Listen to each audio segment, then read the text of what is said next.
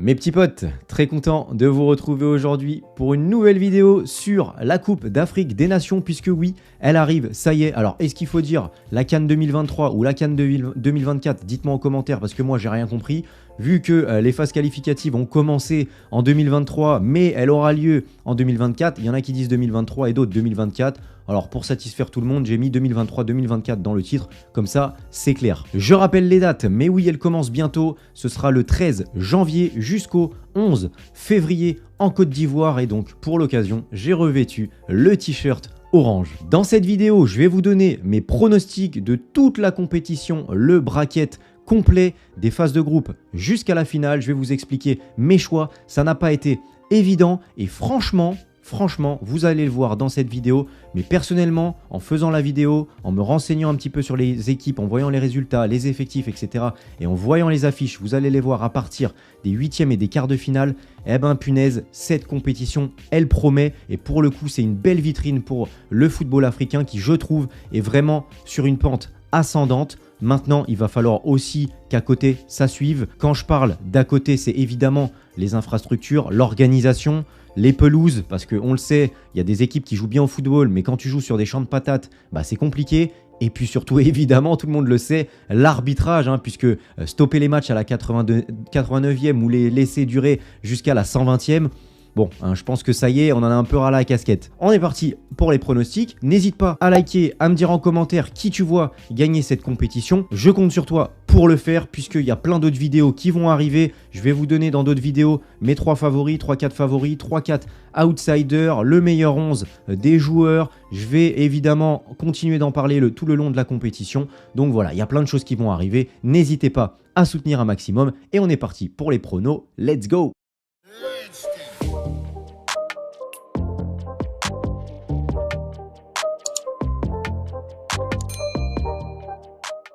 Alors, on est parti donc. Désolé si l'intro était un petit peu longue, mais il fallait bien poser le contexte. Je vous mets, pour tous ceux qui veulent faire leurs pronostics, mettre tous les scores, etc., j'ai trouvé sur Internet un fichier Excel avec tous les détails. Vous avez juste à rentrer à chaque fois les résultats et il vous met tout le classement de la poule, etc. C'est comme ça que j'ai pu faire ces pronos-là. Donc, je vais essayer de vous héberger ce fichier Excel et vous le mettre à disposition dans la description de la vidéo. Comme ça, vous pouvez vous aussi faire tous vos pronostics si vous avez envie de les faire. On démarre et on va faire assez vite au niveau des phases de poule, parce que sinon on va y passer la journée. Donc première poule, poule A, avec le Nigeria, la Côte d'Ivoire, la Guinée-Bissau et la Guinée équatoriale. Donc vous avez déjà mes résultats. Pour moi, le Nigeria va finir en tête. Pourquoi? Parce que je pense que le Nigeria et la Côte d'Ivoire vont s'affronter et je pense que ça peut donner un match très serré, et je vois plus un match nul, mais je pense que le Nigeria, avec sa force offensive, on le rappelle, meilleure attaque des phases de qualification, je pense qu'ils vont mettre un petit peu plus de buts que la Côte d'Ivoire face à la Guinée-Bissau et la Guinée équatoriale, et donc à la différence de buts, le Nigeria finira devant. Ensuite, le groupe B avec l'Égypte, le Ghana, le Mozambique et le Cap-Vert. Donc ici, pas de surprise non plus. Pas évident de voir des surprises, vous allez voir, il y a peu de surprises, on en reparlera, et je vous dirai le pourquoi du comment. Donc pour moi, l'Égypte finira en tête devant le Ghana, tout simplement parce que, alors déjà, le match-up, je pense qu'il est plus favorable à l'Égypte qu'au Ghana. Je vois, si une équipe bat l'autre, je pense que c'est plus l'Égypte qui peut battre le Ghana. Groupe C, sans surprise non plus, Sénégal et Cameroun qui terminent en tête. Moi, je vois cette fois-ci le Sénégal prendre l'ascendant sur le plus gros adversaire du groupe, puisqu'à chaque fois, vous avez pu voir, à chaque fois, c'était 7 points, 7 points. Là, cette fois-ci, je vois le Sénégal battre le Cameroun. Si je ne me trompe pas, le Sénégal a d'ailleurs battu le Cameroun il y a peu. Pour moi, ils sont au-dessus du Cameroun. Clairement, l'effectif est très, très complet à tous les niveaux. Donc voilà, je les vois finir en tête, mais je vois quand même le Cameroun se qualifier. Attention quand même à la Guinée qui, mine de rien, peut vraiment faire la surprise. Je les vois quand même se qualifier, mais je ne serais pas surpris si dans cette poule, la Guinée sort à la place du Cameroun. Ensuite, je vois l'Algérie finir en tête de son groupe sans trop de surprises. La Mauritanie, l'Angola, c'est quand même très en dessous. L'Algérie, c'est assez fort. En plus, on parlait des binationaux tout à l'heure, mais il y a Amine Gouiri notamment et même Oussem Aouar qui ont rejoint l'équipe. On a le Burkina Faso comme plus gros adversaire de cette poule. Il va falloir que l'Algérie quand même se démène pour battre cette équipe et finir en tête du groupe, mais je pense que a priori, il n'y aura pas trop de soucis. C'est une des meilleures défenses en plus. Donc voilà, je pense qu'ils vont se qualifier sans trop de soucis. On enchaîne avec l'avant-dernière poule, Mali, Tunisie, Namibie et Afrique du Sud. Là, pareillement, je ne vois pas de surprise. La Namibie, pour moi, et l'Afrique du Sud sont très en dessous du Mali et de la Tunisie. Le Mali qui a d'ailleurs fait une phase de groupe vraiment de haut vol, et la Tunisie qui reste une équipe quand même très solide. Et enfin, dernier groupe, pour moi, pas de surprise, hein, ce sera le Maroc. Alors ça va se jouer entre la Zambie et la République démocratique du Congo, qui a de bons joueurs, on le sait, mais des joueurs quand même assez vieillissants ou qui jouent en Ligue 2 ou dans des championnats mineurs. Alors évidemment, c'est pareil pour la Zambie, mais j'avais envie de mettre une petite surprise parce que, bon, je pense que tout le monde ne va pas s'en sortir. Et s'il peut y avoir une petite surprise, je dirais que la Zambie sortira du groupe. La Zambie qui, mine de rien, se démène bien et a fait une belle phase de groupe, enfin de qualification. Et je les vois bien venir comme ça déloger le Congo et se qualifier avec le Maroc. On rentre dans le vif du sujet, place au 8e de finale, les voici. Et bon, vous vous demandez sûrement qu'est-ce que c'est ce point d'interrogation voilà, en noir. Mais en fait, c'est tout simplement parce qu'il y aura les meilleurs troisièmes qui seront repêchés. Revenons à nos moutons, premier 8e de finale, donc Côte d'Ivoire-Cameroun. Et déjà là, on rentre dans le vif du sujet, une belle affiche. Personnellement, si je dois donner un avantage, ce serait plus la Côte d'Ivoire, puisqu'ils sont à domicile. Le Cameroun, ça fait quand même plusieurs années où c'est très très compliqué. Au niveau de l'effectif, c'est vrai que le Cameroun a une belle attaque, mais encore faut-il que tout le monde soit là. Aboubakar, il a quand même sa carrière qui est relativement derrière lui, et en plus de ça, il a même eu des problèmes, je crois, avec le Beşiktaş, où il s'est fait virer de son club. Au milieu de terrain, il n'y a pas pléthore de joueurs camerounais qui vraiment jouent au top dans les 5 grands championnats. Je trouve quand même que la Côte d'Ivoire est un peu plus solide. Il y a un milieu de terrain quand même très solide, même s'il y en a qui ont choisi d'aller en Arabie Saoudite, comme Seko Fofana ou Franck Kessié, mais c'est des joueurs qui gardent quand même un très très bon niveau. Derrière, il y a Ndika qui a opté pour la sélection ivoirienne, et devant, il y a quand même des joueurs intéressants, et notamment Sébastien Haller. Sur les côtés encore, il y a toujours de bons joueurs, il y a des gars qui sont là aussi depuis longtemps, il y a de l'expérience. En plus de ça, le fait qu'ils soient à domicile fait que, bon, je vais donner un petit avantage quand même à la Côte d'Ivoire. Ensuite, pour moi, l'Algérie et l'Égypte, ça va se qualifier, peu importe le meilleur troisième. J'ai du mal à voir un meilleur troisième faire la surprise face à l'Algérie et l'Égypte qui sont pour moi dans les favoris de cette compétition. On enchaîne donc avec le Maroc face à la Tunisie, et premier gros test pour le Maroc qui va devoir faire face à une belle équipe. La Tunisie a de très bons joueurs, ils savent défendre, ils savent faire le dos rond et derrière arriver à planter une banderie devant. Donc attention, c'est un premier gros test pour le Maroc qui va devoir le passer avec succès. Pour moi, c'est là où on va commencer à voir si le Maroc résiste à la pression, parce que c'est clairement un candidat au titre. Le Maroc sort d'une demi-finale de Coupe du Monde et sera très attendu. Seulement, je pense que le Maroc a plus de facilité à battre une équipe européenne qu'une équipe africaine. On sait que dans la CAN, c'est très très compliqué de gagner un match. C'est très très compliqué de marquer beaucoup de buts. Et forcément que ça va être un match très délicat pour le Maroc.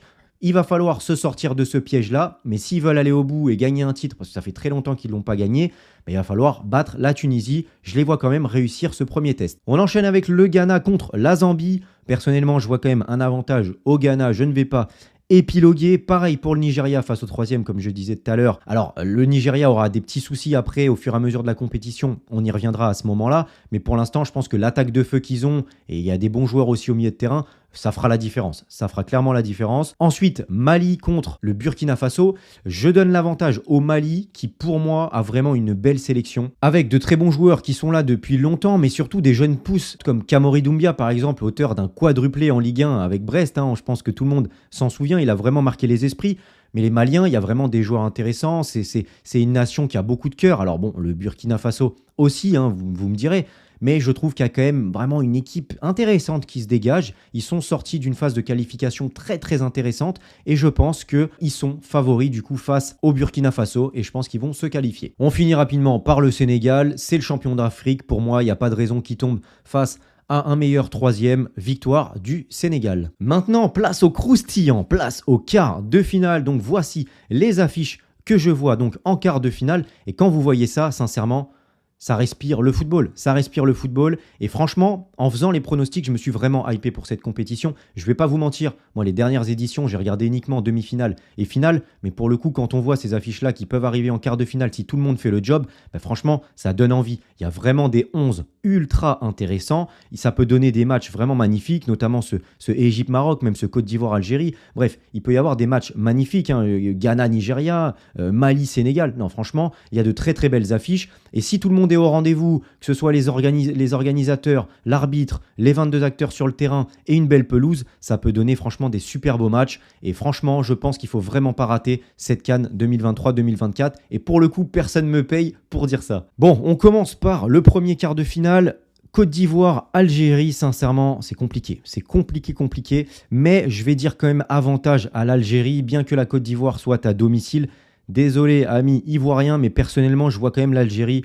Il y a quand même, autant, comme je disais tout à l'heure, il y a des joueurs maintenant de Côte d'Ivoire. Alors, il y a Sébastien Haller qui revient tout juste de blessure. Il y a des joueurs qui sont en méforme. Il y a des joueurs clés qui aujourd'hui évoluent en Arabie Saoudite. On sait, c'est pas le même rythme qu'en Europe. Alors que, à contrario, même défensivement, ça manque de bons joueurs, je dirais, défensivement, les latéraux, même le gardien qui parfois est pas fiable. Alors que l'Algérie, c'est tout le contraire. C'est quand même une équipe qui défend bien, qui a des garanties, que ce soit offensivement, dans son jeu. Ça joue bien. Au milieu de terrain, tu as des super bons joueurs. Sur les côtés, pareil. Devant, pareil. Défensivement, c'est solide. Ben Sebaini, Aïssa Mandi. C'est une équipe qui, sous la houlette de Djamel Belmadi, joue quand même assez bien et est relativement pragmatique. Ça prend peu de buts et ça arrive à marquer le strict minimum pour gagner. Et personnellement, surtout on l'a vu ces dernières années, l'Algérie va relativement loin à chaque fois dans les compétitions qu'elle joue. Donc, je vois un petit avantage quand même à l'Algérie. On enchaîne avec le match le plus dur. Égypte-Maroc qui peut clairement être la finale de cette CAN. Si demain on te dit la finale c'est Égypte-Maroc, personnellement je pense que ça choquerait personne. Donc c'est très difficile de pronostiquer ça. L'Égypte, ça fait partie des favoris de la compétition. L'Égypte, c'est l'équipe la plus titrée de la Coupe d'Afrique des Nations. C'est le plus gros palmarès. Et en plus de ça, c'est une équipe qui à chaque fois va toujours dans le dernier carré quasiment. C'est une équipe qui a la recette, clairement, pour gagner cette CAN.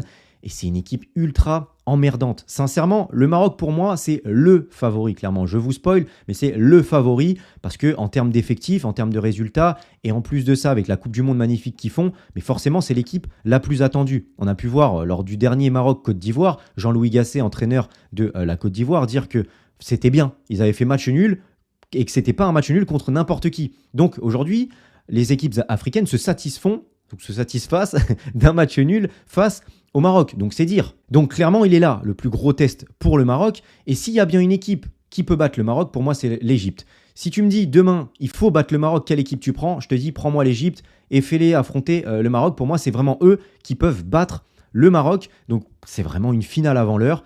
J'ai vraiment du mal à donner un favori. Mais pour moi, c'est l'année ou jamais pour le Maroc. Alors, je dis pas, s'ils perdent ici, dans 2 ans, ils peuvent revenir pour la prochaine CAN et clairement, ils peuvent la gagner parce qu'il y aura énormément de joueurs qui seront toujours là et qui seront encore au top niveau et dans des top clubs européens. Mais je pense que maintenant, ils sont beaucoup trop attendus. Ils ont un top entraîneur, ils ont des top joueurs à toutes les lignes et même sur le banc. Pour moi, c'est supérieur à l'effectif de l'Égypte, même s'il y a des bons joueurs, et collectivement aussi aujourd'hui. Donc pour moi, ça doit gagner, ça doit se qualifier. On enchaîne par Ghana-Nigeria, et c'est pour moi une des dernières étapes où le Nigeria peut avoir une avance grâce à son attaque de feu, parce que le Ghana, c'est quand même compliqué au milieu de terrain et derrière. Je trouve que défensivement, c'est pas forcément rassurant, et face à l'attaque de feu du Nigeria, pour moi, ils vont pas forcément s'en sortir. Je pense que dans ce genre de match, le Nigeria peut marquer un petit peu plus que son adversaire. Et pour moi, une équipe qui battra le Nigeria sera une équipe vraiment solide à tous les niveaux et notamment défensivement. Et enfin, Mali-Sénégal, pour moi, le Sénégal passera. C'est un effectif supérieur, c'est le champion d'Afrique. L'expérience est là, il y a beaucoup de jeunesse aussi côté malien. Donc pour moi, victoire Sénégal. Et maintenant, la cerise sur le gâteau, les demi-finales. On aura normalement, si mes pronos sont bons, un bon vieux Algérie-Maroc. Ça promet une ambiance assez exceptionnelle. Et puis derrière, on a un Nigeria-Sénégal, 2 matchs magnifiques, 2 matchs très compliqués à pronostiquer, mais pour les mêmes raisons que face à l'Égypte, je vois le Maroc se qualifier, parce qu'à partir du moment où tu passes la Tunisie et l'Égypte, pour moi, tu dois aller en finale, tu dois aller au bout de cette compétition.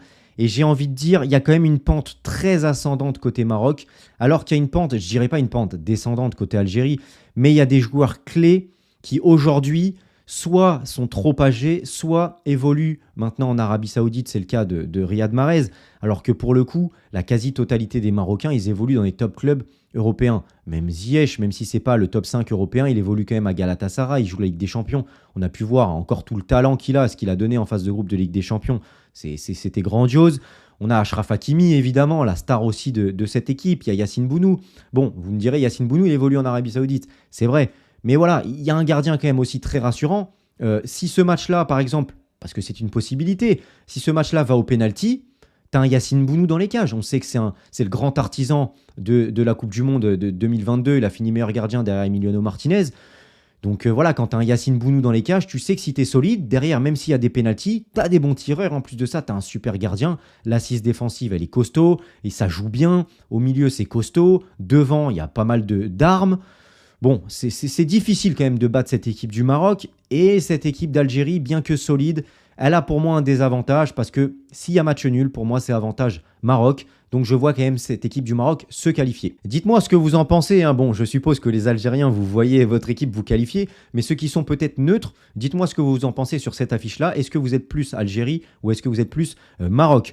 Et là maintenant, on enchaîne avec la deuxième demi-finale. Et c'est là, pour moi, le plafond de verre du Nigeria. Parce que avec cette armada offensive, il y a un moment donné où ça va coincer. Parce qu'au milieu, tu vas te faire bouffer. Et parce qu'en défense, bah, tu es trop light. Et pour moi, ce sera face au Sénégal, qui est une équipe très complète, qui a l'habitude de gagner, qui a l'habitude d'aller en finale de cette compétition et qui a un groupe expérimenté avec beaucoup de talent et de la jeunesse aussi, avec, même s'ils ont un petit peu de mal, mais voilà, il y a de la jeunesse, il y a du potentiel. Iliman Ndiaye, Ismaël Assar, il y a des super joueurs dans cette équipe-là, mais surtout elle est très très complète et pour moi, c'est une équipe qui peut totalement stopper l'armada offensive du Nigeria et derrière aller marquer parce que tu as des forces offensives alors que le Nigeria, on l'a dit, c'est très très faible défensivement. En fait, quand on regarde clairement ces 4 demi-finalistes, bah, le Nigeria est la seule équipe qui n'est pas, on va dire, complète collectivement à chaque ligne. Quand on voit l'équipe, le 11 de l'Algérie, du Maroc et du Sénégal, c'est 3 équipes qui sont ultra complètes, qui ont l'habitude de gagner des grands matchs et d'aller loin dans des compétitions et qui ont un effectif, comme j'ai dit, pléthorique et à toutes les lignes. Alors que le Nigeria, bah, il y a une armada offensive, mais il n'y a pas une habitude de résultat dans les grands événements qu'ils ont pu faire ces derniers temps. Et surtout, il y a trop de faiblesses au milieu et en défense. Et la finale, et quelle belle finale! Maroc-Sénégal, le dernier champion d'Afrique face au dernier demi-finaliste de la Coupe du Monde. Sincèrement, ça promet d'être une belle affiche. Alors évidemment, si mes pronos sont bons. Et puis bon, bah, sans surprise, hein, je pense que vous l'avez compris un peu dans mon argumentaire déjà précédemment. Je vois le Maroc s'imposer pour les mêmes raisons que je voyais le Maroc battre l'Algérie. Je dirais pas que le Sénégal est sur une pente descendante, mais il y a Sadio Mané qui pique un peu du nez depuis qu'il est au Bayern. Ensuite, maintenant en Arabie Saoudite aussi, c'est plus le même niveau, c'est plus la même intensité aussi dans les efforts, dans le rythme. Il y a Kalidou Koulibaly aussi qui est en Arabie Saoudite, Edouard Mendy. Il y a pas mal de joueurs qui sont partis là-bas ou qui sont dans des championnats mineurs, contrairement au Maroc où c'est tout l'inverse.